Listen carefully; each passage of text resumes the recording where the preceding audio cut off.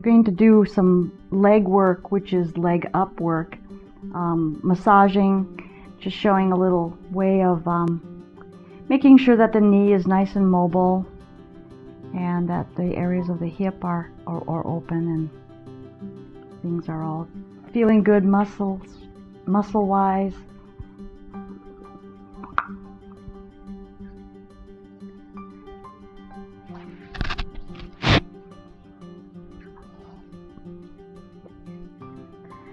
Okay, and we start our normal way and get into the toes.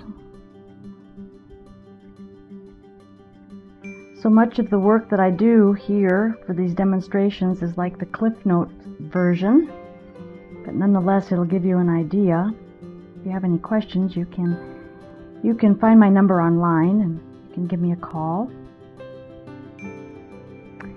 So we're just doing the same thing we did with the hand with the foot, loosening the toes and separating and doing some range of motion. The feet have a lot of range of motion, remember. They're designed to walk on uneven surfaces, so be sure that you give them a lot of movement when you're down working on the foot. And then it's the same thing as the lower arm, quite similar. There's also two bones in the lower leg. Action is similar, but there's a little more range of motion in the upper body. And you'll be able to see this better on the other leg. I'm just taking from the shin bone and pushing the muscle downward, giving it space, opening it up, feeling for any tension. There's a lot of tension that oftentimes rides along this muscle, along the tibia. There's a lot of attachment there, so that's an important muscle. It feels good to get that released. This side too, I notice a lot of times people forget along the other edge of the tibia, and then getting back to the gastrocnemius and really giving that some nice kneading. Getting down deep on the other side, deep again without pushing pressure. Deep by doing the donkey. Now when we get to the knee likes to be worked very gently to make sure that it's moving well, that it's very nice and mobile. So what I do is I just find the kneecap, the patella, and grab either side of it. This is the bone that's on top of the joint. It protects it, and I just grab a hold of it with that gentle, non-forceful, waiting for the tissue to move. You can see that the kneecap is going to want to rotate a little bit, which is good. I always like to have movement in the kneecap, and then you can also glide it back and forth. You can see it move here. And just move it where it feels like it's going to. Don't go into it rough. Don't try to make it go where it doesn't want to go. Just very easily give it some range of motion. Get those little connective pieces underneath there to move around a little. Blood flow, lymph flow moving, just all kinds of things like that. Kind of feel around that. And then going up into the thigh.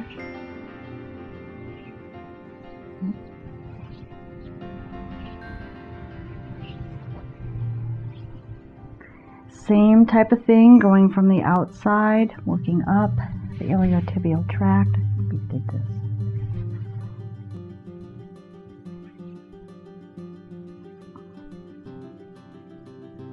We may have done a demonstration of this in a series a while ago, but we're repeating it. And then coming up underneath the quadricep muscles, just kind of getting underneath them.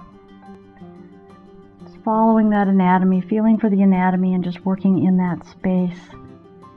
I think it's always a good idea to have in your mind how the muscles look so that there's more of a visual as you get into the feeling of it, the tactile parts. You have a little bit better idea where they're connected and what they're doing in relation to each other.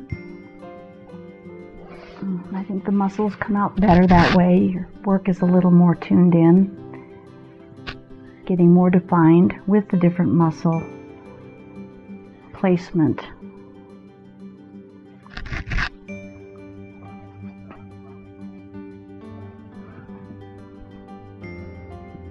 And then this leg.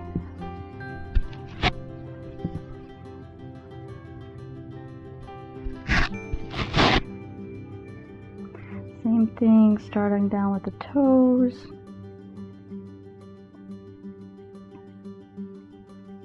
Ankles. Range of motion.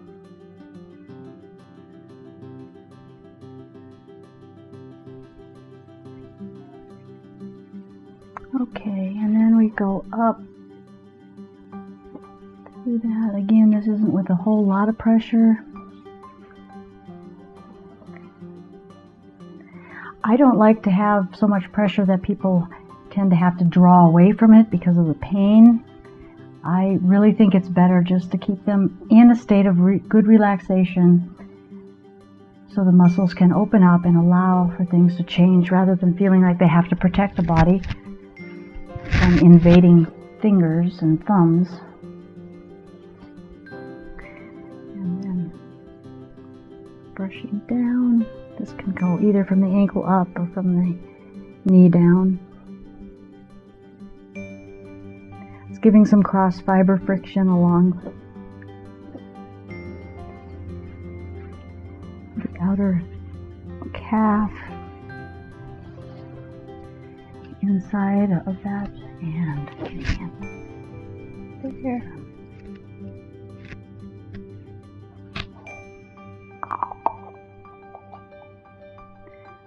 Kneecap. Now you want to be careful of the knees. I think it's important just to always remember to treat somebody else's body with respect. It's really quite an honor to have somebody bring their most precious possession, which is their body, to me to work on, because that shows that there's a lot of trust in what I do. They know that I'm not going to hurt them, and they know that I have their best interest in mind to get them back up and running so that they don't really need to come in to see me too often. That's what health should be about. Shouldn't be about continuing to repeat visits and getting sicker and sicker or not having pain change. If the pain's not changing, you're probably not getting the right therapy, especially where structure is involved. And then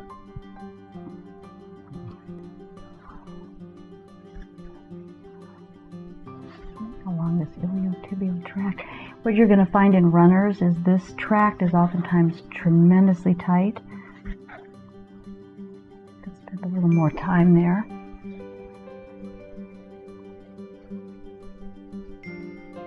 Moving that down, that's more of the more cross fiber work.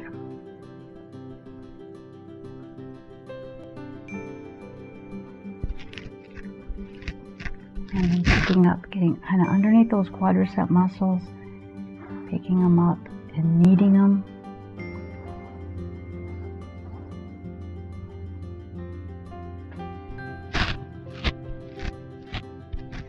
And of course, when you're doing massage therapy, remember there is an area called the inguinal triangle, which is a good idea not to work deeply or aggressively into that area.